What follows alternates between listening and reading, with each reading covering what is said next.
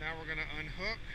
We've got 110 barrels on the trailer. What you do is you unhook and you let it breathe for a second to make sure it doesn't have any pressure or vacuum. Unlock the other side.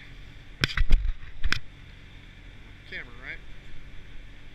Unlock the other side and slowly ease it apart, make sure nothing spills. Get your lid back on real quick. You want to put your cap on as quick as you can. Then we're going to put this back on the trailer.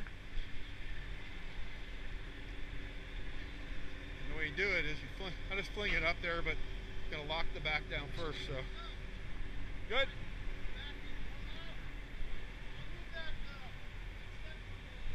Okay, I might be able to swing it out. I like easy. Thank you, sir. Yeah, no problem.